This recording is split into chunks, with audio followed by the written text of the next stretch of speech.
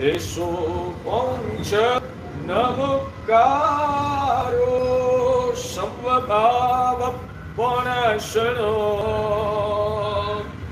मङ्गलानं च सव्येषि पठमं हवाई मंगलम। जय जगजीव जोनि वियाण हो जगगुरु जगानंदो जगना हो जगबंधु जय जग पियामहो भयवम। जय सुयानम भवो तीर्थयरानम पश्चिमो जय जय गुरुलोगाणं जय महपा महावीरो अज्ञानतिमिरन्धानं ज्ञानाञ्जनशलाकया नेत्रमुन्मीलितं येन तस्मै श्रीगुरवे नमः। सर्वारिष्टप्रणसाय सर्वाभीष्टार्थदायिने सर्वलब्धि निधानाय श्री गौतम स्वामिने नमः। श्री सुधर्मा स्वामिने नमः। चारित्रगात्रं तपसा सुगात्रं लब्धाब्दशास्त्रं विनयादमात्रं प्रातः सुस्मर्यं स्थविरं श्रीसङ्घे श्री सिद्धिसूरीश्वरमानतोऽस्मि। प्रातः सुस्मर्यं स्थविरं श्रीसङ्घे श्रीभद्रं करसूरीश्वरमानतोऽस्मि। श्री रवि प्रभ विजय गुरुवर मानतो।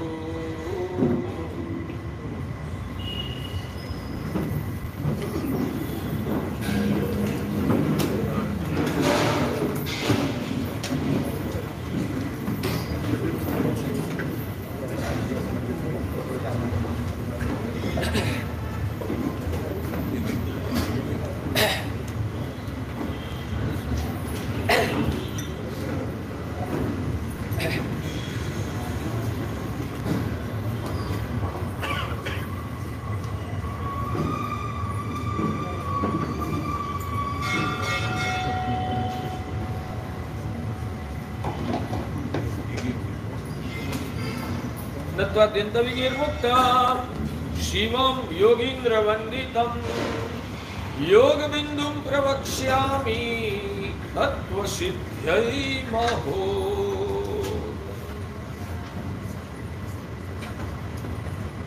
भाग्यशाली अनंत उपकारी परम करुणा सागर तारक देवादिदेव तीर्थंकर भगवंतों ने जगत के जीव मात्र के कल्याण के लिए धर्म शासन की स्थापना की है। परमात्मा अरिहंत प्रभु फरमाते हैं हमारी आत्मा अनादि काल से मोहग्रस्त है। हमारी आत्मा ने खुद को आज तक कभी भी पहचाना नहीं है। आत्मा का स्वरूप को पहचानना और आत्मा से भिन्न शरीर के सहित पूरी भौगोलिक दुनिया को अपनी आत्मा से भिन्न रूपों में महसूस करना भगवान कहते हैं वो ही सम्यक दर्शन है। सम्यक दर्शन किसको बोलते हैं? तो जो चीज जैसी है वैसी मानना, ये सम्यक दर्शन की बहुत सारी व्याख्याएं हैं। तो शायद कल सम्यक दर्शन की दूसरी कोई व्याख्या मैं आपको बताऊंगा। वो व्याख्या इससे अलग भी हो सकती है, इससे विरोधी नहीं होगी, मगर अलग ढंग से वो व्याख्या बताई जाएगी। तो आज ये व्याख्या आपको बताता हूं कि जो चीज जैसी है वैसी मानना वो सम्यक दर्शन है। जैसा है उससे विपरीत रूप में मानना वो मिथ्या। तो भाग्यशाली, इस कपड़ा को आप क्या लोहा मानते हो? ये कपड़ा कपड़ा ही है। ये जो किताब है उसको क्या आप तपेली मानते हो? ये किताब को किताब ही मानते हैं। ये जो आदमी है तो आदमी को क्या आप जानवर मानते हो? तो जो जैसा है वैसा ही आप भी मानते हो ना। कपड़े को कपड़ा मानते हो, लोहा को लोहा मानते हो, किताब को किताब मानते हो, मनुष्य को मनुष्य मानते हो, तो जो जैसा है वैसा ही आप मानते हैं ना, तो क्या आपको सम्यक दर्शन हो गया? तो आपको सम्यक दर्शन हो गया? नहीं। भगवान कहते हैं कि पुद्गल के बारे में भौतिक जगत में भौतिक रूप से दुनिया जो दृश्यमान चीजें है उसको जिस रूप में दिखती है उससे यहाँ कोई लेना देना नहीं है। इस बात को हम यहाँ लक्ष्य में रखकर ये विधान नहीं करते हैं। हम यहाँ सम्यक दर्शन का ये जो विधान करते हैं वो अतीन्द्रिय चीजों के बारे में। अतीन्द्रिय चीज यानी कि इंद्रिय का लेवल से भी कोई चीज ऐसी होती है जो हमारे इंद्रियों का विषय नहीं बनता, मगर ऐसी भी इस दुनिया में बहुत सारी चीजें हैं। ध्यान रखिए, आपका सम्यक दर्शन निर्मल बनाना है तो थोड़े ही समय में आपको आत्मा का अस्तित्व के बारे में, क्या आत्मा नाम की चीज इस जगत में है या नहीं है। आप लोग महाराज साहब बोलते हैं कि आत्मा का कल्याण करना है, कर आत्मा के पर लगे हुए सभी कर्म के बंधनों को तोड़ के हमें मोक्ष अवस्था को पाना है। महाराज साहब इतना आत्मा को पकड़ के आप महीनों तक प्रवचन करते हैं, मगर बेसिक प्रश्न वो है कि आत्मा नाम की चीज हकीकत में है या नहीं, वो तो पहले पुरवार करो। जो आत्मा नाम की चीज ही इस जगत में नहीं है तो आत्मा के नाम पर इतना प्रवचन करते रहना और इतने लोगों को धन संपत्ति का भोग सुख का त्याग करवा के चारित्र का मार्ग पर ले जाना, ये तुम्हारा साहब अपराध गिना जाएगा। आत्मा नाम की चीज ही नहीं है, फिर भी आप लोगों को बोलो कि आइंबिल करो, उपवास करो, दान करो, धर्म करो, सामायिक करो, व्यापार छोड़ो, झूठ बोलना छोड़ो, तो महाराज साहब ये तो लोगों का सुख को छीन लेने का ये अपराध माना जाएगा ना, है ना। आत्मा जो नहीं है तो इन चीजों का त्याग कराना वो सामने वालों का सुख को छीन लेने के रूप में वो इन लोगों के प्रति क्या अपराध नहीं माना जाएगा भाग्यशाली? तो आज तक आपने कभी पूछा क्यों नहीं? पूछोगे ना तो हमको भी बोलने में मजा आएगा कि सामने वाला व्यक्ति जिज्ञासु है तो बोलने में मजा आता। अभी तो क्या होता है, आप पूछते ही नहीं है तो मुझे ही बोला ना, बॉलिंग और बैटिंग दोनों खुद को ही करना पड़ता है।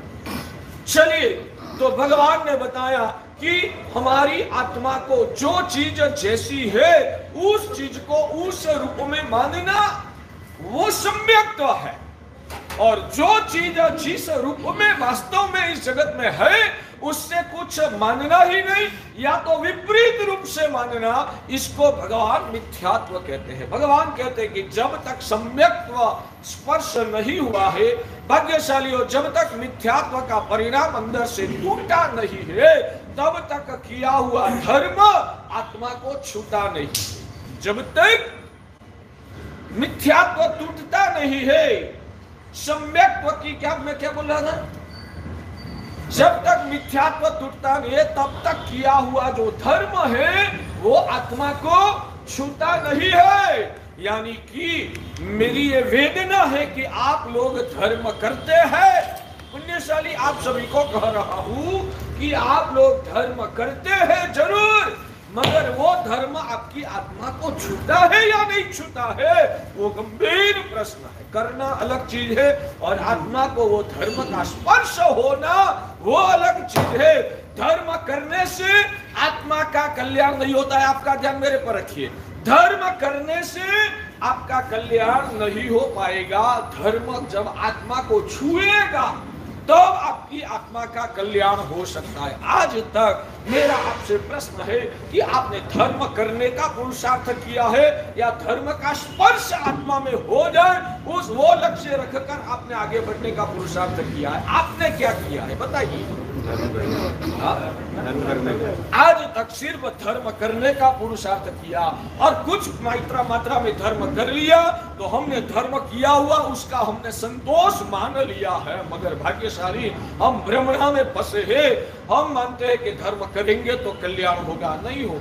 और आज आप लोगों को धर्म में इंटरेस्ट भी क्यों नहीं है? भले धर्म करते भी है मगर धर्म का अंदर जो रस होना चाहिए वो इसलिए नहीं है कि किया हुआ धर्म आत्मा को छूता नहीं है। आज वो लक्ष्य बनाओ कि धर्म करता हूं वो करता रहूंगा, वो छोड़ने की बात नहीं है।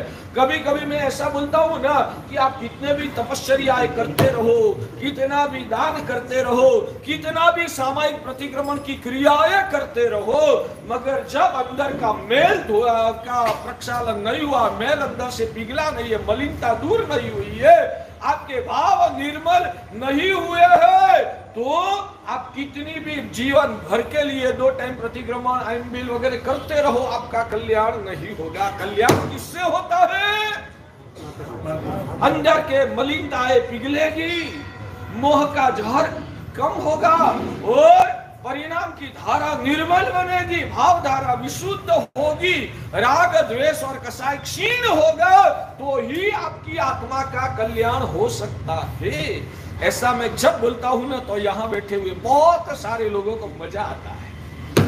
साहब ने सच बोला, सच बोला, वहां तक तो ठीक है, अब आगे बोल रहा हूं कि महाराज साहब ने सच बोला, आत्मा का भाव निर्मल है तो कल्याण होगा, भाव निर्मल नहीं है तो सामायिक प्रतिक्रमण तपस्या करेंगे तो भी कल्याण नहीं होगा। इसलिए ये मानव जन्म पाने के बाद हमें क्या करना है?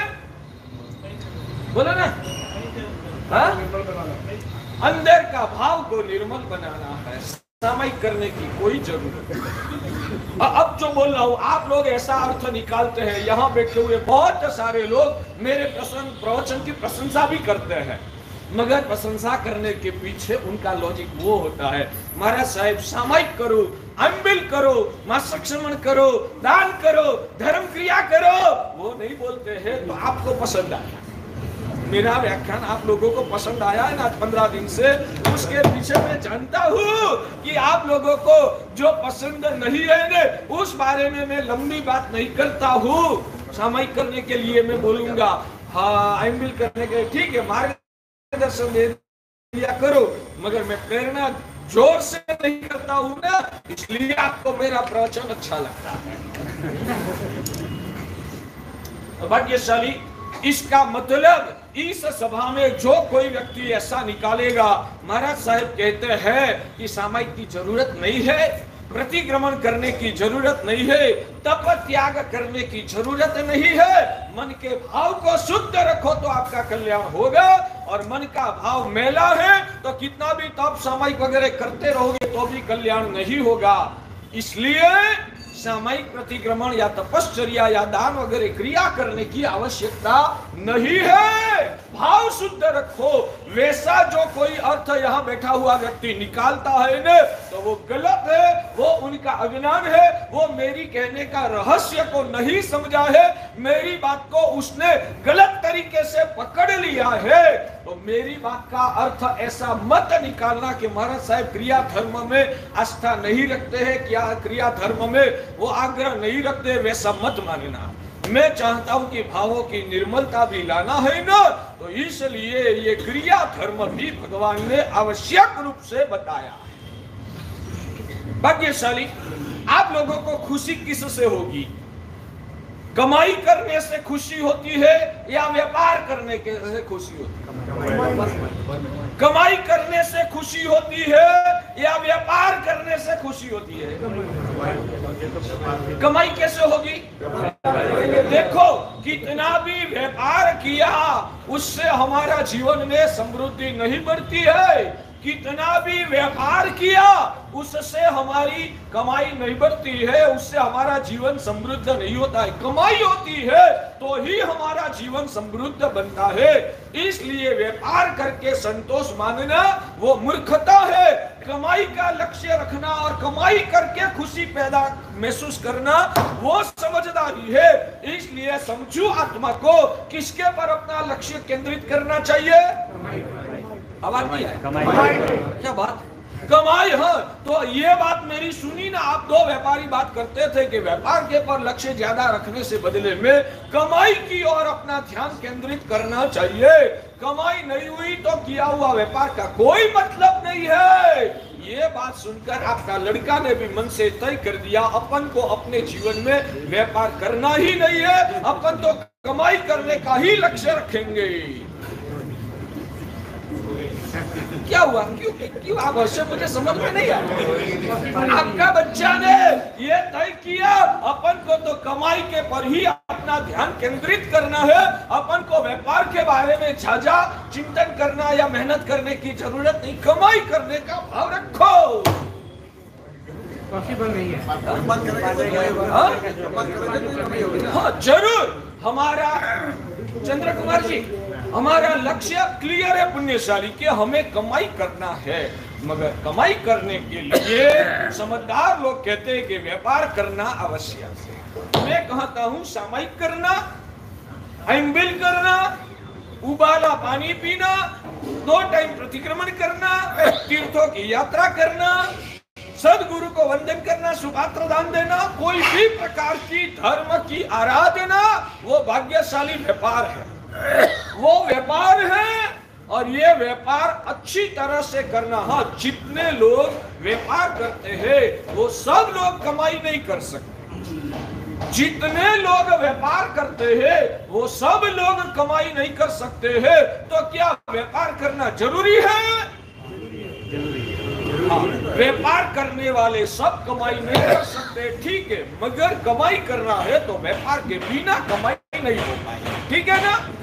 तो भगवान कहते, आप बराबर ध्यान से सुनिए, हमारे जीवन में ज्ञानी भगवंतों ने दिखाई हुई जो भी धर्म की प्रक्रियाएं है, आचार मर्यादाएं है, वो सब व्यापार जैसा है।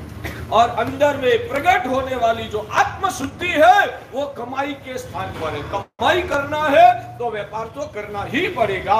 आत्मा की निर्मलता पैदा करना है तो इसलिए ज्ञानी भगवंतों के मार्गदर्शन अनुसार हमें आचार धर्म का पालन, क्रिया धर्म की आराधना करना ही पड़ेगा। हाँ, क्रिया धर्म करने से शुद्धि होगी उसकी कोई गारंटी नहीं है, व्यापार करने से कमाई हो जाएगी उसकी कोई गारंटी नहीं है, मगर कमाई करना है तो व्यापार तो करना ही पड़ेगा।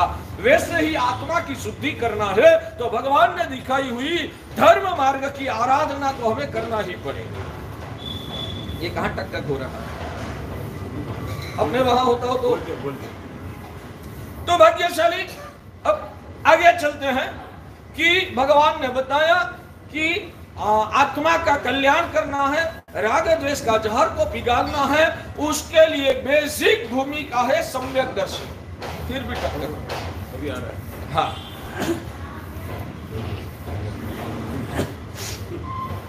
तो सम्यक दर्शन की व्याख्या वो है कि अतीन्द्रिय पदार्थों में जो चीज जैसी है उस चीज को उस रूप में मानना, वो सम्यक दर्शन है। अतीन्द्रिय पदार्थों के बारे में आत्मा नाम की चीज है।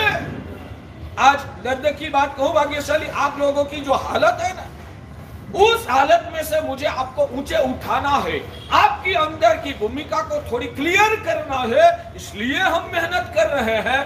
आप लोग धर्म भी करते हैं, दया दान पुण्य भी करते हैं, और आप लोगों ने ज्यादातर सबसे बड़ी हमारे जैन शासन में आज दर्द भरी हालत हो ना, तो हमारे लोगों ने लौकिक दया दान को ही श्रेष्ठ धर्म मान लिया।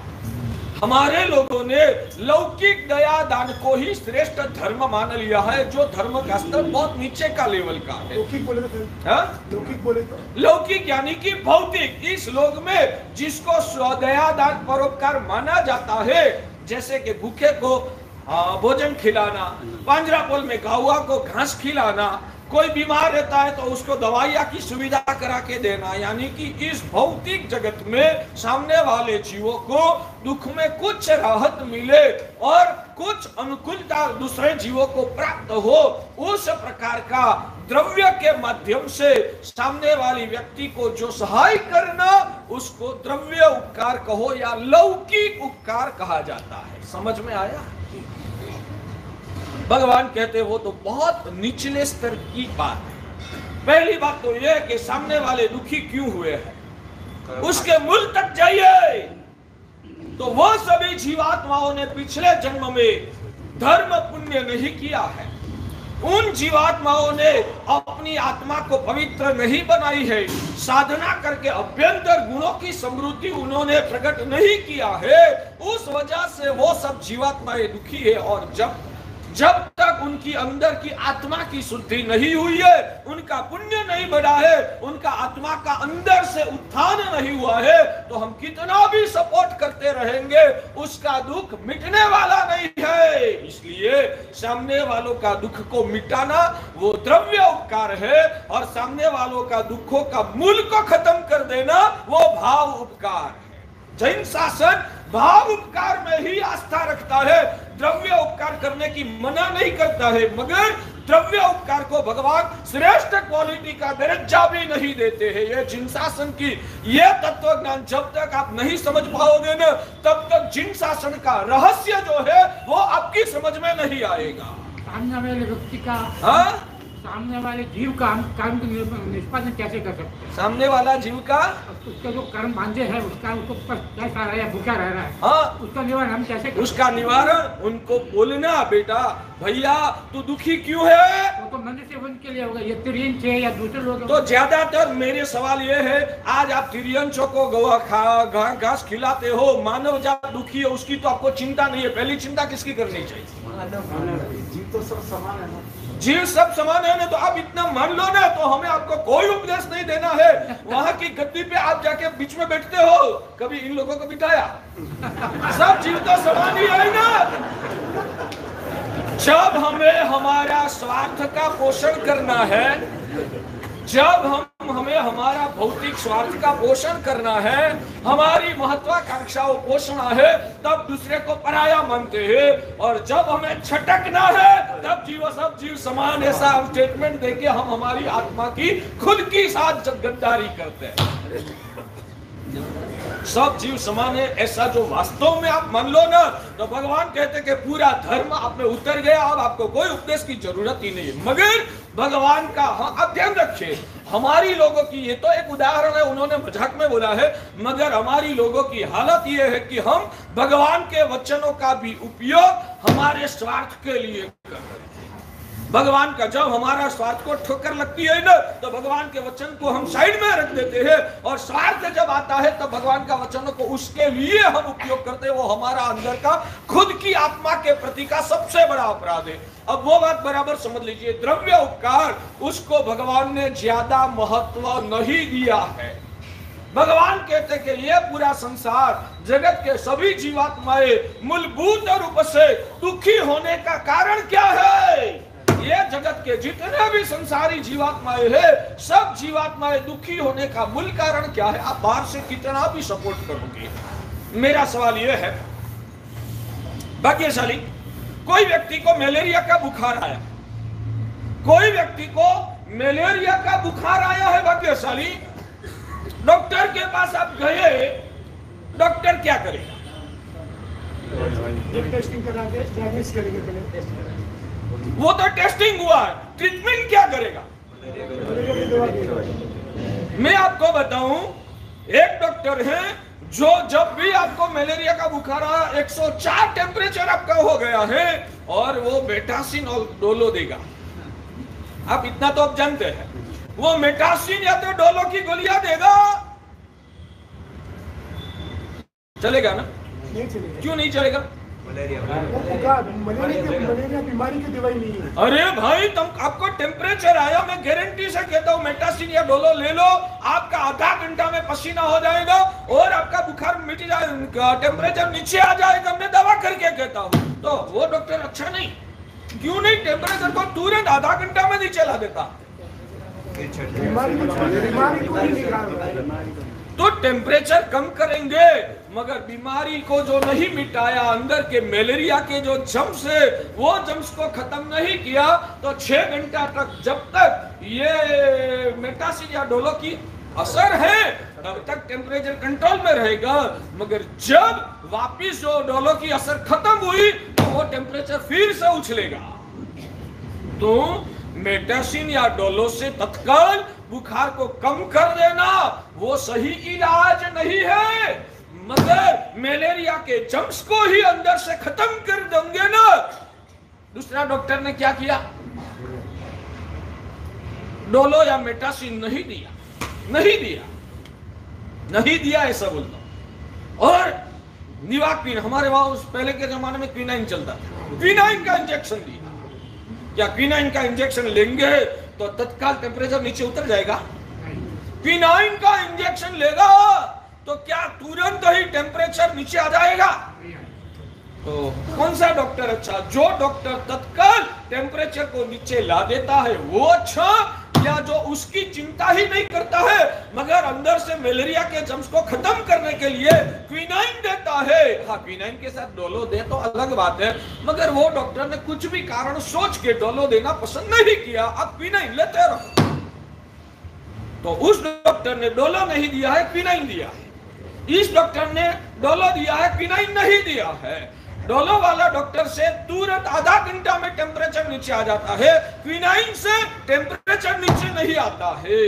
मगर क्विनाइन जब अंदर शरीर में फैलेगा ना, तब मलेरिया के सभी जम्स को ही खत्म कर देगा, और वो मलेरिया का जम्स खत्म हो जाएगा ना, तो उसकी वजह से पैदा होने वाला बुखार आपको आप ही पैदा होना अटक जाएगा। तो दोनों में से सही इलाज किसको माना जाएगा भाग्यशाली? मगर क्विनाइन से बुखार तो नीचे नहीं उतरता है, तो बुखार नीचे उतारना वो सही विजन नहीं है। टेम्पररी ठीक है, मगर वो सही इलाज नहीं है। सही इलाज वो है कि शायद डोलो न भी दो तो भी क्विनाइन दे के मलेरिया के जम्स को ही खत्म करना, तो दोबारा बुखार ही न आए, वो सही इलाज। समझो कि कोई भी दुखी जीव को आप पैसे से मदद करते हो, भोजन से मदद करते हो, दवाइयां से मदद करते हो, कोई भी प्रकार की भौतिक सहायता करते हो, तो भगवान कहते हैं कि डोलो जैसा आपका उपाय जो है वो डोलो जैसा। आप भौतिक सहायता जो भी करते हैं, जैसे डोलो लेते हैं तो तुरंत ही पीड़ा में राहत होती है, वैसे ही ये भौतिक सहायता करने से तत्काल सामने वाली व्यक्ति को एक बार के लिए तो थोड़ी टेम्पररी राहत मिल जाएगी, मगर उससे उनका भव का संसार की परंपरा का जन्म मरण का जो दुख है वो आपकी डोलो जैसी भौतिक सहायता से मिटने वाला नहीं है। भगवान कहते हैं कि उनकी आत्मा को ही जागरूक कर दिया जाए, उनको देव गुरु और धर्म के साथ समागम करवाकर आत्मा की पहचान करवाई जाए, और आत्मा के अंदर के जो मूलभूत दोष है जो मलेरिया के जम्स जैसा है, आत्मा के अंदर के जो मूलभूत रोग है, क्रोध, लोभ, अहंकार, ईर्ष्या, वासना, स्वाद, माया, ममता, आसक्ति वगैरह वगैरह, वो सब अंदर के जो दोष मलेरिया के जम्स जैसा है, उसको ही मिटाने की साधना की जाए। वो अंदर के दोष खत्म हो गए ना, तो पूरे संसार का भव भ्रमण का चक्कर ही खत्म हो जाएगा, तो अनंत काल में उनको दोबारा कभी भी संसार की इस प्रकार की पीड़ाओं को सहनी ही नहीं पड़ेगी। लेकिन साहब जी, जब कोई रोगी है या कोई भूखा है, उसको तत्काल कुछ नहीं दिया तो उसको वहाँ पर धर्मोपदेश देने के तो वो तो उल्टा रिवर्स हो जाएगा। मैं कहाँ मना करता हूँ, ये प्रश्न का 2-4 दिन पहले भी मैंने आपको जवाब दिया था कि आप सहाय करते हो, उसकी हम मना करते ही नहीं है, मगर सहाय करके ही अटक जाते हैं ना, वो सबसे बड़ी गड़बड़ है। मेरा प्रॉब्लम जो है आपके लिए वो यहाँ है। जैसे मैंने कहा था कि किसी के वहां आप 50 लाख का पेमेंट लेने के लिए गए तो आपको चाय मिलेगी, मगर चाय के लिए किसी के घर पे जाना वो क्या आपकी समझदारी या उसमें आपका गौरव है? तो वहां चाय मिलेगी, चाय पियो, उसकी कोई मना नहीं है, मगर लक्ष्य तो वो ही होना चाहिए कि मुझे 50 लाख लेके आना है। वैसे यहाँ आप खाना भी खिलाओ, कंबल भी ओढ़ाओ, दवाइयां भी खिलाओ, मैं मना नहीं करता हूँ, मगर आप वो करके अटक जाते हैं। बस वो किया तो मेरा सुकृत हो गया, ऐसा मान के आपकी प्रक्रिया वहां ही खत्म हो जाती है ना। उसका सबसे बड़ा हमारे मन में दर्द और प्रॉब्लम है। ठीक है, खाना खिलाओ, मगर खिलाने के बाद आप वो बोलते हो भैया तू दुखी क्यों हुआ, तू गरीब क्यों हुआ, तुझे भीख क्यों मांगना पड़ा, ऐसा बोलने के लिए आप अटकते हो या भाग जाते हो? वहां बोलो भैया आज तो, और जब भी आप खाना खिलाते हो या कंबल उड़ाते हो या दवाइयां देते हो, तब बाद में बताते हो ना भाई मुझे तो मेरे भगवान महावीर स्वामी ने ये सिखाया है कि दूसरे दुखी जीवात्माओं को सहाय करना। आज तुझे जो मिल रहा है ना, उसमें भगवान महावीर प्रभु की करुणा है, नहीं तो मुझे तुझे देने का मन भी नहीं होता। ये तो मेरे भगवान का उपकार है, तो तू भगवान को याद करना, ऐसा बोल के ही वापिस लौटते हो ना। तो सबसे बड़ा प्रॉब्लम वो है। और सिर्फ खाना खिला के या तो किसी को घर भी दिला दिया, वो करने के बाद आपके अंतर की तमन्ना होनी चाहिए इस भव में तो दुखी हो गया तो हो गया, अब वो भवो भव में कभी दुखी न हो, इसलिए उनका हाथ पकड़ के मुझे उनको गुरु के चरणों में लेके जाना। आप लोगों की तो क्या हालत है, क्या बात करूं पता नहीं चलता। ऐसा कोई गरीब और दुखी यहाँ उपाश्रय में आ गया या मंदिर जी में आ गया तो आपका उनके साथ व्यवहार कैसा होता है? ऐसा कोई गरीब फटा टूटा कपड़ा वाला अनजान व्यक्ति उपाश्रय में आ गया, एक बात समझ लो, उपाश्रय में लूटने जैसी कोई चीज ही नहीं होती। आप घबराना मत, आपके घर में आएगा ना तो आपको चिंता होगी, दागीना ले जाएगा, कुछ फर्नीचर ले जाएगा, कुछ प्रॉब्लम करेगा। उपाश्रय में हमारे वहाँ 24 घंटा हमारे दरवाजे खुले रहते हैं, कोई भी व्यक्ति आओ हमारे वहाँ कोई फिक्र नहीं है, क्योंकि यहाँ से चोरी करने जैसा तो कुछ होता ही नहीं, और शायद हो ना तो भी हमारे पवित्र भावों से वासित हमारे उपकरण लेके भी जाएगा तो भी उनका कल्याण हो जाएगा। तो ऐसा आप लोगों को सिखा रहा हूं, ये आपकी मानसिकता है, अंदर का घमंड विकृत हुआ है, उसकी ये फलश्रुति, उसका ये परिणाम है कि यहाँ कोई फटा टूटा कपड़ा वाला गरीब आ गया तो आप कैसे व्यवहार करोगे। सीखो, भगवान ये सब सिखाता है। मान लो कि बुरबल जी यहाँ बैठे और हीरा जी आए तो आंख से आंख मिली तो कैसा व्यवहार करोगे आप? आपकी आंखों में से प्रेम छलकेगा, आपकी आंखों में से प्रेम छलकेगा, है ना। मैं कहता हूं कोई भी गरीब भिखारी जैसा भी व्यक्ति अंदर आया ना, प्रेम से दिखो, भैया अच्छा हुआ तू धर्म स्थानक में आ गया है, बोल तेरा प्रॉब्लम क्या है, चल मैं गुरु महाराज के पास तुझे दर्शन कराता हूँ, उनकी कृपा मिलेगी ना तेरा दुख दूर हो जाएगा, चल मैं तेरे साथ, कोई तुझे बोलेगा नहीं, मैं तेरे साथ ऊपर आता हूँ, ऐसा करके प्रेम से खींच के लाओगे। आज हम दर्द करते हैं कि हमारा जैन धर्म का फैलावा बढ़ने का तो अटक गया, जैन धर्म की संख्या कम हो रही है, कैसे बढ़ेगी? आपका सौजन्य क्या है? आप में मैं कहता हूं मानवता जैसा कोई गुण आप में है या नहीं है? गलत मत लगाना, टीका करके आपकी निंदा करने का भाव नहीं है, मगर वास्तविक आत्मा की पहचान करना है कि हमारी अंदर की भावधारा की हालत कैसी। क्या करोगे? आपका तो मंदिर जी भी हाईवे रोड पे है तो बहुत सारा कोई भी अंदर आ जाएगा, मैं कहता हूं डरो मत, क्या कुछ ले जाएगा? यहाँ ले जाने जैसी चीज है ही नहीं, और शायद कुछ ले भी गया ना तो वो इतना पवित्र ऊर्जा से, जिसने यहाँ दान दिया था ना उसने उदारता से दिया था, तो उनके हाथों में जाएगा ना तो उनकी भी बुद्धि निर्मल हो जाएगी। घबराओ मत, समझ में आता है? उदार दिल वाला बनो। आज से मेरी रिक्वेस्ट है भाग्यशाली, आपको जैनत्व की स्पर्श ना हुई है, अंदर का विषय और कसाई की तीव्रता कमजोर हुई है, भाव में मलिनता पिघली है और भावधारा शुद्ध हुई है ना, तो जीव मात्र में जीवत्व का दर्शन होना चाहिए, उन दुखी जीव को दिख के और विशेष प्रेम और करुणा उभरनी चाहिए। मैं एक प्रश्न करूं भाग्यशाली, घर में माता है, 2 लड़के हैं, एक लड़का 12 साल का है, एक लड़का 14 साल का है, दोनों में से एक लड़का जो है वो शायद बीमार पड़ा या तो पहले से अपंग है। अपंग को क्या बोलते हैं? विकलांग। विकलांग है। माँ के लिए बच्चों में कोई भेद होता है? माँ के लिए अपने दोनों बच्चे समान, मगर प्रेम बाहर किसके पर ज्यादा छलकेगा? क्यों? तो पहला लड़का जो है अच्छा, जो स्वस्थ शरीर वाला, वो आपके सामने दावा करेगा ना, आपको वो जो विकलांग है उसके पर ज्यादा प्रेम है, मेरे पर प्रेम कम है, वैसा आक्षेप करेगा ना आपके पर? आक्षेप करेगा? नहीं करेगा। क्यों? तो मालूम है इसको जरूरत को ज्यादा है। अच्छा, तो इतना समझ लो, जिनको जरूरत ज्यादा है उनको ज्यादा देना चाहिए। बस जरूरत की बात आई तो दूसरा उदाहरण याद आ गया, वही मान लो 2 बच्चा, विकलांग की बात 1 मिनट के लिए साइड में रखो, 2 बच्चे हैं, उसमें से एक बच्चे का खुराक 4 रोटी का और दूसरे बच्चे का ओरिजिनल भूख ही उसकी उतनी है कि उनका 2 रोटी का खुराक, तो मम्मी दोनों को समान देगी ना? समान देना चाहिए। मेरे तो दोनों लड़के समान, मैं तो दोनों को समान प्रेम करता हूँ और दोनों को समान ही हिस्सा देना चाहिए। तो दोनों का मिला के कितनी रोटी होगी? दोनों की मिला के कितनी रोटी होगी? तो 3 रोटी तुझे देना और 3 रोटी तुझे। तो क्या होगा? छोटा एक भूखा रहकर मर जाएगा, एक ज्यादा खा के मर जाएगा। एक भूखा रहकर मर जाएगा, दूसरा ज्यादा खा के मर जाएगा ना। तो क्या औचित्य, क्या औचित्य क्या है भाग्यशाली? तो बोलो, दोनों को समान देना वो समझदारी नहीं है। जिनकी ज्यादा भूख है तो उसको ज्यादा देना, जिनको कम भूख है उसको कम देना, तो ही दोनों के प्रति समान प्रेम भाव माना जाएगा। जिनके लिए जितना उचित है उतना ही देना चाहिए। सभी को समानता से मापना और सभी के साथ समानता का व्यवहार करना वो समझदारी नहीं है, वो पागलपन। वो क्या है?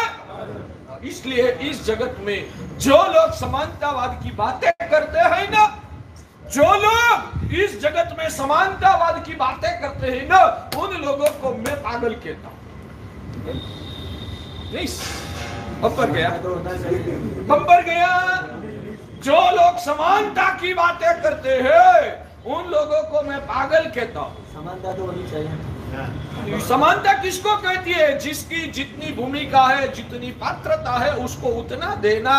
जिसकी पात्रता कम है उसको कम देना, जिसकी पात्रता ज्यादा है उसको ज्यादा देना। एक बच्चा बीमार है, दूसरा बच्चा निरोगी है, उनको बुखार नहीं आया है, तो जिनको बुखार नहीं था उसको मम्मी ने मिठाई खिलाई, और जिनको बुखार था इसको मम्मी ने मूंग का पानी दिया।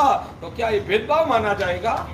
ये आपकी बुद्धि का पागलपन है भाग्यशाली। समानतावाद में से मैं बहुत सारी स्त्री पुरुष समान होना चाहिए, ये सब बातें मैं प्रवचन में ले सकता हूँ कि आप कितना पागलपन कर रहे हो। बुद्धि है ही नहीं, इसलिए दूसरे की बुद्धि को उधार ले लिया। दूसरे लोग जो बकते हैं, बोलते हैं, वो आपने भी गाना गाने का शुरू कर दिया। वो आपकी समझदारी नहीं है। सोचो, जिन शासन में और विश्व व्यवस्था में औचित्य क्या है, किसको कितना देना चाहिए। और हमारे ऋषि मुनियों ने जो भी परंपरा बनाई है, जो भी व्यवस्था निर्माण की है ने, वो पूरी समझदारी विवेक बुद्धि से सभी का कल्याण को लक्ष्य में रखकर उनकी भूमिका के अनुसार ज्ञानी भगवंतों ने यह व्यवस्था बताई है। उसमें पूरी समझदारी की पराकाष्ठा है भाग्यशाली। स्त्री को उनकी भूमिका के अनुसार दर्जा देना, पुरुष को उनकी भूमिका के अनुसार व्यवस्था का हिस्सा बनाना, वो समझदारी है। हमारे वहां आज तो नए विषय साइटेक हो जाएगा, आज उस विषय को टच नहीं करता हूं, मगर हमारे जिन शासन में स्त्री को जो सम्मान का दर्जा दिया है ना, वो सम्मान का दर्जा इस विश्व में किसी ने नहीं। बोले ना, पूछना है तो पूछो। साहब साध्वी जी महाराज 60 साल के दीक्षा पर्याय वाले, उनको नीचे बिठाया, और हमारे 5 साल का दीक्षा पर्याय वाला साधु को पाठ पे बिठाया। ये क्या विवेक है? ये व्यवस्था है? मैं कहता हूँ ये व्यवस्था। हमारे वहां स्त्री को जो सम्मान दिया है ना, वो सम्मान और किसी को नहीं दिया गया। 2-4 सैंपल दे देता हूँ, नहीं तो आगे के प्रवचन में ये बात नहीं आएगी, नहीं तो ये बात रह जाएगी, इसलिए अभी ले लेता हूँ। हमारे वहां मरुदेवा माता के लिए, त्रिशला माता के लिए, अचिरा माता के लिए कौन सा शब्द प्रयोग किया है? प्रभु माता तू जगतनी माता, जगदीपकनी धरनारी। यह शब्द प्रयोग एक स्त्री के लिए शास्त्र में लिखा है। कोई सिद्धार्थ महाराजा के लिए या नभी राजा के लिए ऐसा शब्द प्रयोग आपने कभी सुना? सिद्धार्थ महाराजा के लिए या पिछला नभी राजा के लिए, विश्वसेन राजा के लिए, अश्वसेन राजा के लिए, यानी कि भगवान के पिता के लिए ऐसा कोई शब्द प्रयोग आपने सुना है? इनको रत्न कुक्षी माता कही जाती है। आपको रत्न कुक्षी पिता बोला जाता है? क्या ये सम्मान नहीं, अपमान है? क्या आपको ज्यादा सम्मान शास्त्र में दिया है या उनको ज्यादा सम्मान दिया? और आप जानते हैं, हमारा जब बिहार का एंट्री हुआ ना, यहाँ चौमासा का प्रवेश किया ना, तब चंद्र कुमार जी ने अच्छी व्यवस्था, क्या सद्भाव से कितनी अद्भुत उन्होंने व्यवस्था किया था। जब हमने एंट्री लगाई ना, तो सामने बेड़ा लेकर हमारी महिलाएं हाजिर हो गई। किसको मंगल कराना है?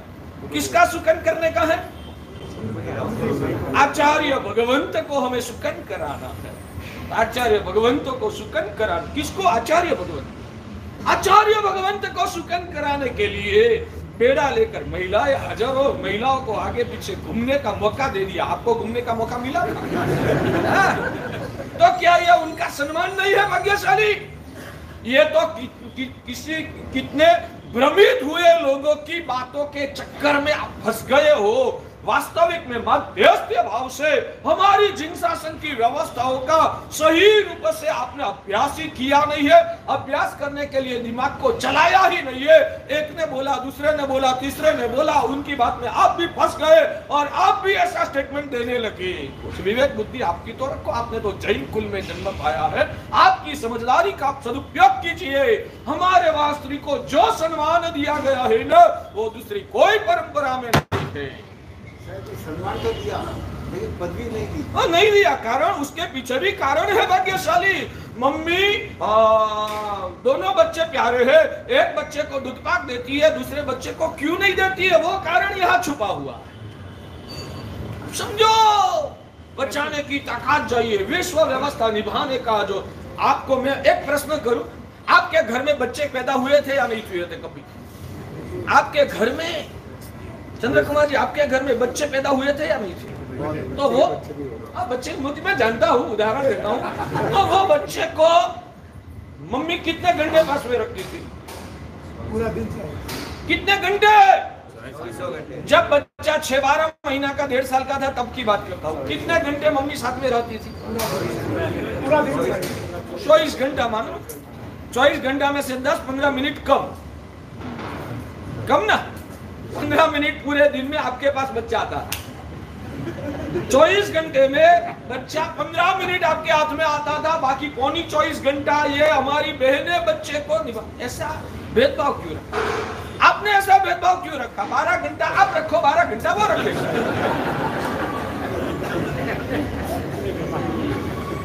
आपको पता है कि हम 2 घंटा भी नहीं निभा सकते हैं, हम आधा घंटा 1 घंटा में तो कंटाल जाते हैं। और वो हमारी बहनें 23.5 घंटा बच्चे को प्यार करती थी। ऐसा भेदभाव क्यों रखा? ऐसा भेदभाव क्यों? वहां आपको भेदभाव याद नहीं आता, वहां यहां ही भेदभाव याद आता है। कभी घर में झगड़ा किया, तुझे 12 घंटा रखना, मैं 12 घंटा रखूंगा। कभी रखा, कभी ऐसा किया, क्यों नहीं किया? बोलो, वो प्रेम से भरी हुई महिलाएं जो है ना, उसके हृदय में प्रेम, लागणी, संवेदना अद्भुत। मैं गौरव करता हूँ, हाथ जोड़ के नमन करता हूँ। मैं हमारी बहनों को हाथ जोड़ के नमन करता हूँ, आपको धन्यवाद है। आप में ये जो गुण है ना, लागणी का, संवेदना का, प्यार देने का, वो जो गुण आप में है, वो गुण हमारे पुरुष जात में नहीं। गलत मत लगाना, क्योंकि मैं भी पुरुष हूं ना, तो हिम्मत करके बोल सकता हूं। मेरी बात में कुछ दम लग रहा है? मेरी बात में कुछ दम लग रहा है? तो प्रकृति जन्य विशेषताएं होती है। तो घर चलाना है तो घर कभी भी बुद्धि से नहीं चलेगा, घर हमेशा प्यार से ही चलेगा। यह ध्यान रखिए, घर कभी भी बुद्धि से नहीं चलता है, परिवार प्यार से चलता है। और प्यार हमारे से भी ज्यादा महिलाओं के हृदय में उभरता है। इसलिए परिवार को संभालने की जिम्मेदारी, जो प्यार से करने का कार्य है, वो सब हमारे भगवंतों ने महिलाओं को बांट दिया है, हमारे ऋषि मुनियों ने। समझ में आता है? कुछ नहीं जमता है तो पूछो। और दुनिया कभी प्यार से नहीं चलेगी, दुनिया कभी प्यार से नहीं चलती है। दुनिया हमेशा सात्विकता से, कानून से, बुद्धिमत्ता से दुनिया चलती है। प्यार दोगे ना तो दुनिया बिगड़ जाएगी। समझ में आता है? ये वास्तविक सत्य है पुण्यशाली। तो विश्व व्यवस्था बुद्धि से चलती है, परिवार हमेशा प्यार से चलता है। महिलाओं में, स्त्री में ज्यादातर प्यार होता है। इसलिए घर संभालने की जिम्मेदारी गृह की रानी कही गई है। आपके लिए किसी का राजा कहा? वो हमारे घर की रानी। क्या शब्द प्रयोग हमारे महापुरुषों ने महिलाओं के सम्मान के लिए बताया है ना? है ना? सम्मानवाचक शब्द हमारी संस्कृति में कितना अद्भुत है। हमारे घर की रानी कही जाती है। आपको तो घर का भी राजा नहीं कहा जाता, बाजार का भी राजा आपको नहीं कहा जाता। बच्ची पैदा हुई तो लक्ष्मी पैदा हुई, वैसा कहते हैं। बच्चा पैदा हुआ तो धन पैदा हुआ, वैसा बोला जाता है। तो क्या ये सम्मान नहीं है? मैं आज यह विषय को इसलिए खोल के बताता हूं कि आपके दिमाग में भरी हुई भ्रमणाओं का भुक्का बोला दो। दुनिया की बातें सुन सुन के खुद का दिमाग को निष्क्रिय बना दिया, खुद का दिमाग को अपने स्टोरेज में क्या विराम के लिए छोड़ दिया। वैसा नहीं चलेगा। दुनिया की बातें सुन सुन के आप उसमें खींचो मत, आप खुद की बुद्धि का उपयोग करो। हमारे जिन शासन में उनका क्या दर्जा है। तो भारत की राष्ट्रपति भी महिला बन गई, प्रधानमंत्री भी महिला बिठाया, बड़े पोस्ट पर भी रहती है। इसका कारण यह है, नहीं, उसका कारण मैं बताऊं। आप जानते हो ना, ये अवसर पीढ़ी काल चलता है और अवसर पीढ़ी काल में भी पंचमारा, इसको क्या बोलते हैं, कलिकाल। ये सब कलिकाल का प्रभाव है। ये हमारी संस्कृति नहीं है भाग्यशाली, कलिकाल है और अच्छी बात नहीं है। पसंद करने जैसी वो बात नहीं है भाग्यशाली। आपको बताओ कि कभी भी महिला होती है ना, क्या बोलते हैं, लागड़ी में खींच जाती है। लागड़ी में खींच जाए तो इसको इंग्लिश में क्या बोलते हैं, नहीं, वो भी शब्द प्रयोग ठीक मुझे नहीं जमता है, मगर मेरा क्या ब्लैकमेलिंग नहीं, ऐसा उस इमोशनल उनको इंप्रेस करना। कोई भी काम निकालना है ना, महिलाओं के माध्यम से जल्दी से काम निकाला जाए। हाँ, ये भाग्यशाली बिल्कुल सत्य कह रहा। इमोशनल उनको लागणी के प्रभाव में खींचकर उनके पास, आपको पता है हमारा देश आज बहुत भयानक हालत में से गिर रहा। उसकी चर्चाएं करूंगा ना तो दिनों तक वो चर्चा चलेगी। हमारे देश में जो बद हालत बढ़ रही है, उसके मूल में सरकार चाहे कांग्रेस की हो, सरकार चाहे भाजपा की हो, सरकार चाहे जनता दल की हो, सरकार चाहे कोई भी हो, मगर ओरिजिनल जो नीति का निर्माण हुआ है ना, वो तो पश्चिमी संस्कृति के आधार पर ही उसकी व्यवस्था बनी हुई है। इसलिए सरकार कोई भी आए, उससे हमारे समाज को ज्यादा कोई बड़ा फर्क नहीं पड़ता है। मूल जो नींव डाली गई है ना, वो नींव पश्चिमियों ने डाली है, और वो पश्चिमियों ने नींव डाली, उसमें एक मजबूत महिला का ही उपयोग किया गया। एक महिला की वजह से आज हमारा देश बर्बाद की गर्ता पे आगे बढ़ रहा है। जानते हो ना, जानते हो ना, बहुत प्रचलित बात है, हमारे प्रधानमंत्री नेहरू जी माउंटबेटन उनके चक्कर में फंसे और माउंटबेटन की वाइफ का नाम क्या था, एडवीना। माउंटबेटन ने हमारा देश को बर्बाद करने के लिए, खत्म करने के लिए, यहाँ षड्यंत्र को फैलाने के लिए एडवीना का उपयोग किया। एक एडवीना नाम की महिला की वजह से आज हमारा देश कहाँ होना चाहिए, उसके बदले में कहाँ किस दिशा में चला गया है, एक महिला की वजह से। वो महिला का जो स्वभाव, उनका जो नेचर जनरली महिलाओं का जो होता है, उसका दुरुपयोग, गैरलाभ उठाकर हमारा देश को गलत दिशा में हमने भेज दिया।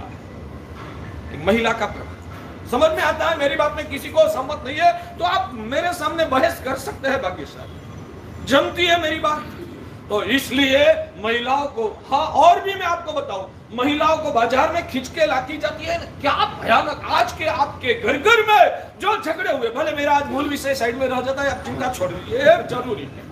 मैं कहता हूं कि आज आप लोगों के घर घर में जो झगड़े हो रहे हैं ना, उसके मूल में स्त्रियों को दिया हुआ प्राधान्य, यानी कि जिस तरीके से समानता का जो नारा फूका है ना, उसका परिणाम है कि हमारे घर घर बर्बाद हो चुके हैं।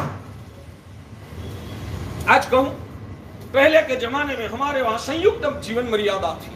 पहले के बहुत सारे नहीं, आज से 50 साल पहले, 50 साल पहले ही संयुक्त जीवन की प्रथा का क्या महिमा था। संयुक्त जीवन होने की वजह से आप पुरुष लोग भी मजाक से व्यापार करने के लिए जाते थे, तो आपको परिवार में, घर में पूरा दिन के दौरान क्या होगा ना, उसका कोई टेंशन नहीं था। ठीक है, मैं बोल रहा हूं। और आज आप दुकान जाओगे, ऑफिस जाओगे, सुबह से 9 बजे से 10 बजे से निकल जाओगे, शाम को 8 बजे 9 बजे आओगे। पूरा दिन के दौरान आपके घर में कौन आता है, कौन जाता है, किसके साथ किसका रिश्ता बन रहा है, आप लोगों को टेंशन होता है या नहीं होता? बताइए ना, एवरेज हालत क्या है? वो किस वजह से बढ़ा? समानता। हाँ, पुरुष लोगों को बाजार में घूमने का मौका मिलता है, आप लोगों के साथ अन्याय हो रहा है। आपको घर से बाहर निकलने नहीं देते हैं, तो आपके साथ क्या विश्वासघात हो रहा है। आप भी घर का 50% सभ्य आप भी है, तो आपको भी मौका मिलना चाहिए। आप लोगों को बहका दिया और आपके पास लंबी बुद्धि तो थी नहीं, इसलिए आप उन लोगों की बातों में फंसकर आपने भी आपका विजन को बदल दिया। ये सच कह रहा हूं। तो आप बाहर जाते हो तब आपको उनकी टेंशन रहती है कि घर में क्या करती थी, और वो बाहर जाती है क्या करती होगी, हाँ किसके संपर्क में। याद रखो, आपको उसको बाजार में ले जाना है ना, आपके साथ रखो। बाजार में ले जाना है ना, आपके साथ रखो। रख पाओगे तो धंधा ही नहीं कर पाओगे। मैं सब जानता हूं। और किसके साथ उनको ऑफिस में काम करना पड़ता है, ये सब क्या आपको सिखाने की बताने की जरूरत लगती है? मेरे से ज्यादा आप जानते हैं कि दुनिया की हर घर की हर ऑफिस में काम करने वाले लोगों की मानसिकता की क्या हालत है। उन लोगों का जीवन खत्म। मैं तो वहां तक कहता हूं ये पूरा षड्यंत्र है, षड्यंत्र। पश्चिमी लोगों ने नहीं, अंग्रेजों ने आज से 200, 300, 400 साल पहले का उसका प्लानिंग बनाया है कि इस देश को कैसे खत्म करना।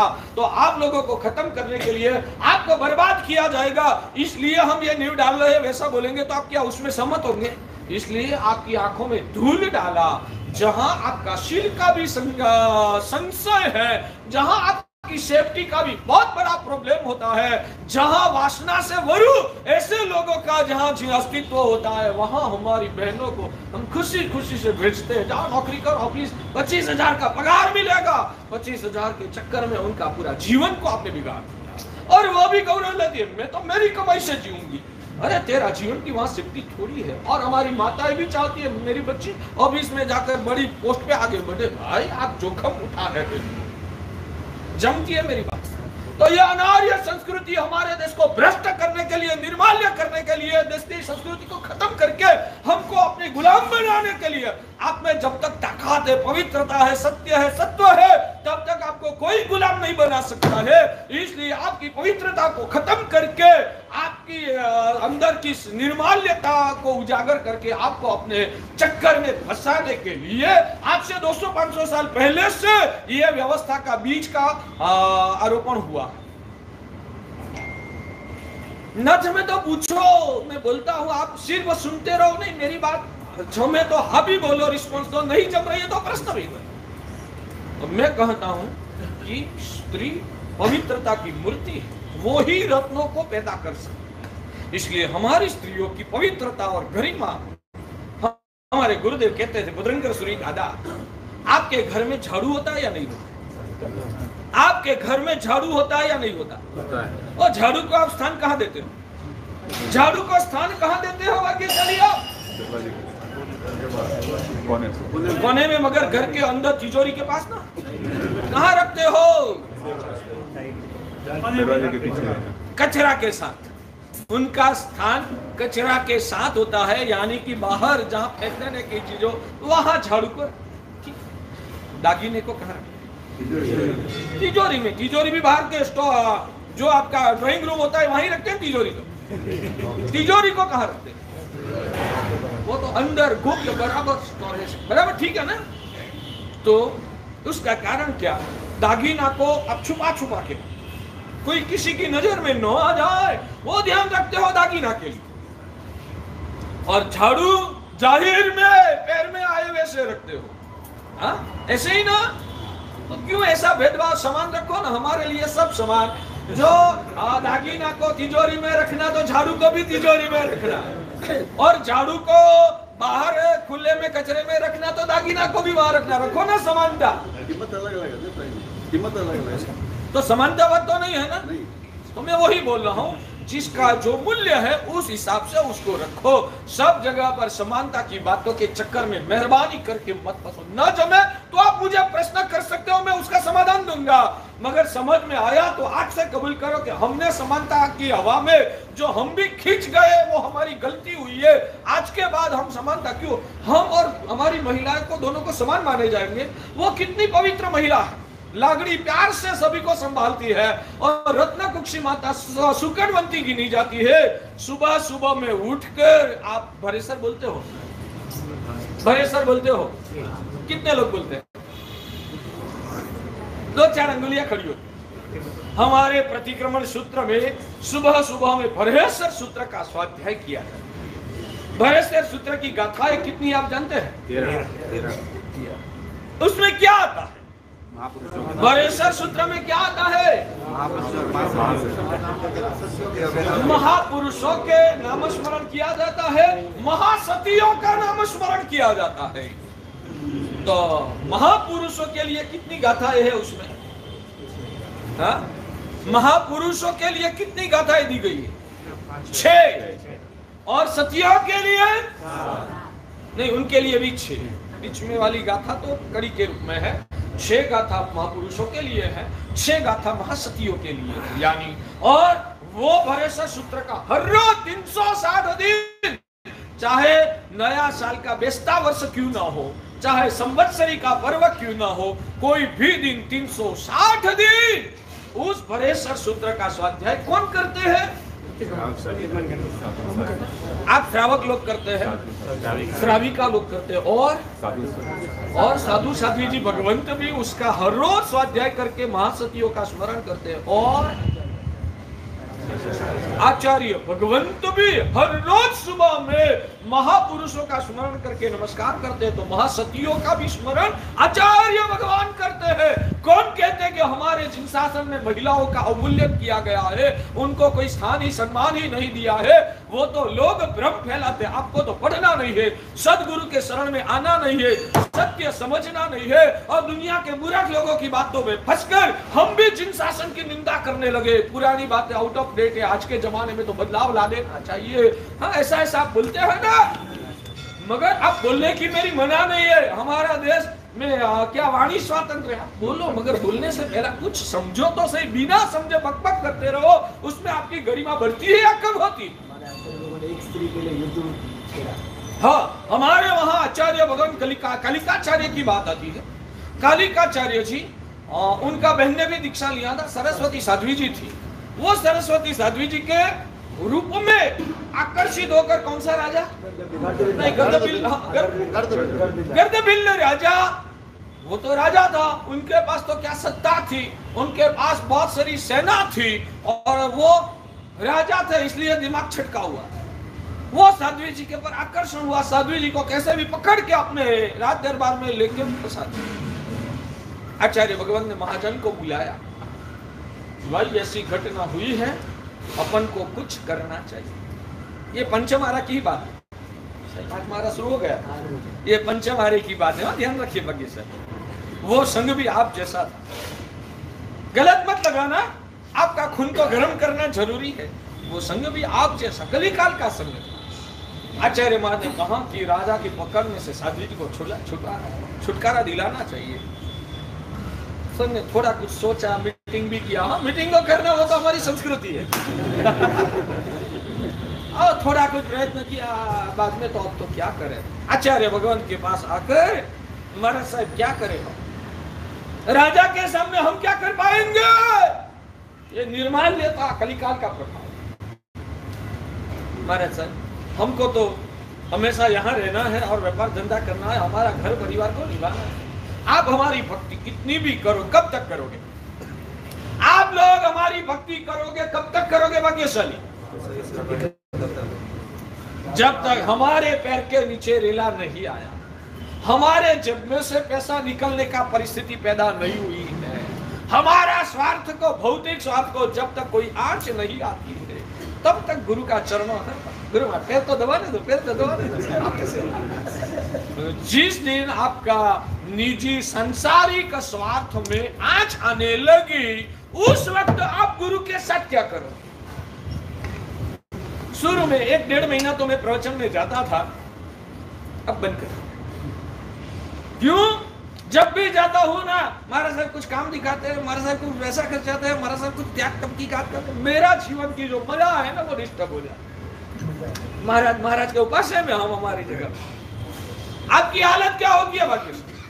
बोलो ना, इसमें से बाहर निकलो। जो मानव जन्म को सफल बनाना है भाग्यशाली, आत्म साधना करना है, मोह का जहर को पिघालना है, तो हमारी सोच में हमें परिवर्तन लाना पड़ेगा।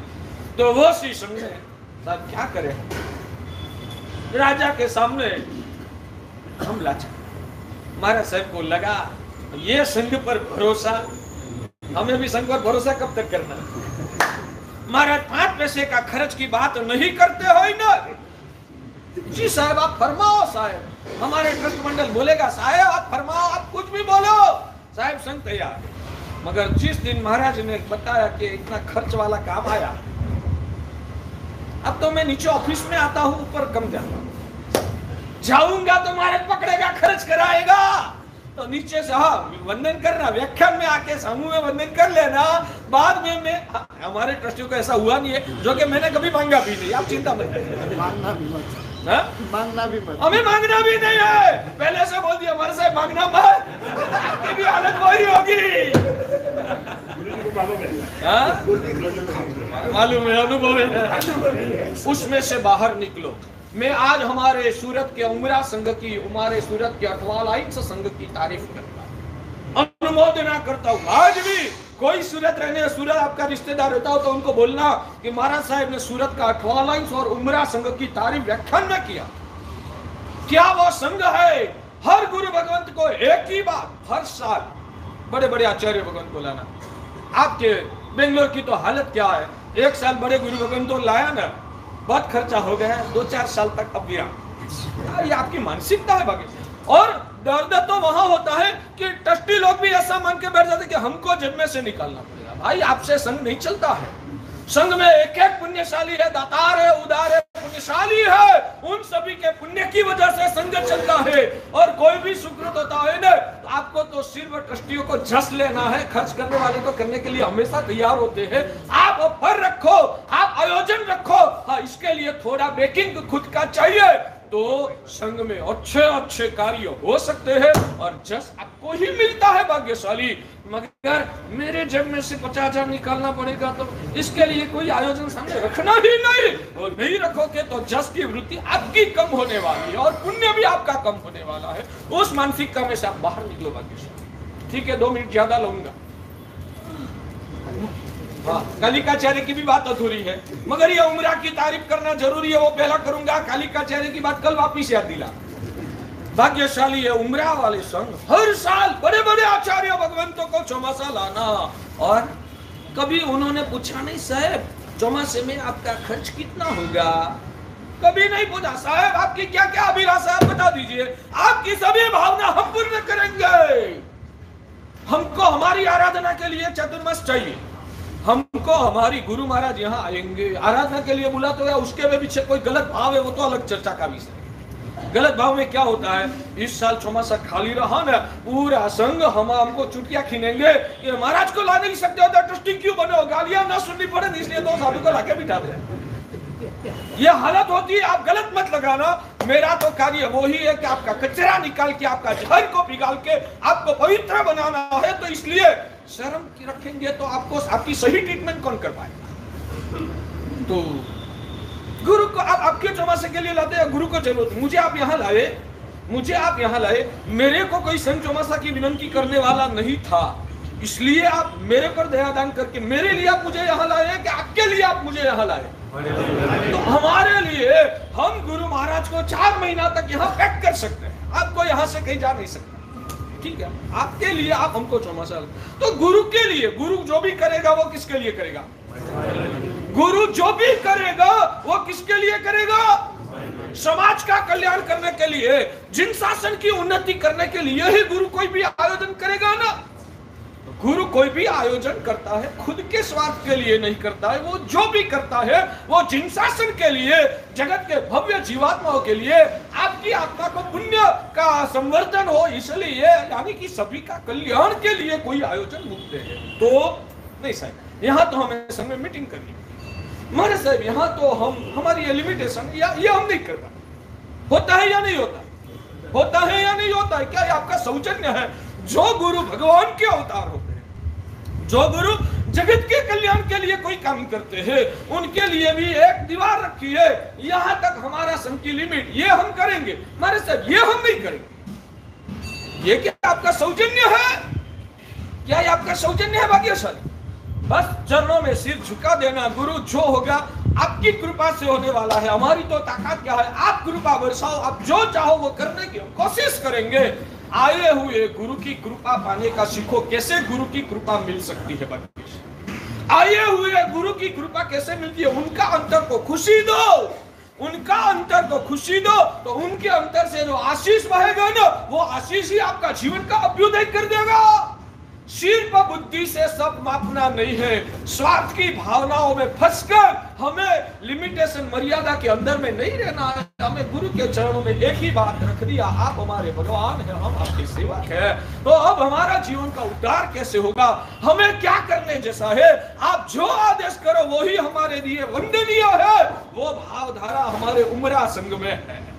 उन्होंने कभी भी कोई भी गुरु भगवंत को कभी भी नाखुश नहीं किया है, अपने स्वभाव से भी नहीं और अपने व्यवहार से भी नहीं। फिर से बोलो, अपने व्यवहार से भी। आज तक मैं दावा करके कहता हूं, आप वहां जाके क्या ढूंढ लेना, तपास कर लेना, खातरी कर लेना, वहां के वो संघों ने हर साल, गत साल जो गुरु भगवंत ने चौमासा किया था ना, उन्होंने 1.5 करोड़ का खर्चा, इस साल नया गुरु भगवान फिर से, और मुझे अकेले को क्या खर्च, पूरा संघ मेरे साथ है। मगर इसके लिए पूरे संघ को साथ में रखना पड़ता है, बहुत सारे हमारी बीमारियों को हमें मिटाना है। तो हमेशा गुरु का आशीर्वाद लो। वो संघ की तारीफ बार बार करूंगा, आज तक सैकड़ों साल तो नहीं बोल सकता हूं, दायिकाओं से, कितने 15, 25, 40 सालों से हर गुरु भगवंत को बुलाना। गुरु भगवंत जब आए तब जितने खुश होते हैं, निकलने के वक्त गुरु की खुशी 4 गुनी बढ़ जाती है। वैसा व्यवहार करने से गुरु का अंतर का आशीर्वाद मिलेगा, आपका भी पुण्य बढ़ेगा। तो हमेशा गुरु के चरणों में सेवक भाव से हमें रहना है। समय बीत गया, ऊपर 3 मिनट चली गई है, तो बात यहाँ रखता हूँ।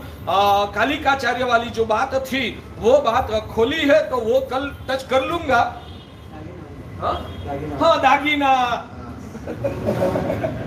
जो कल आप वापिस याद कराओगे ना, ले लूंगा। समय हो गया है तो यहाँ ही अटका देता हूँ। मुझे भी पता है कि लास्ट में थोड़ी बातें आधी रह गई है, पूरी में नहीं बता पाया हूँ। फिर भी जितना बताया उतना आप उसका स्वाध्याय करके सोचिए।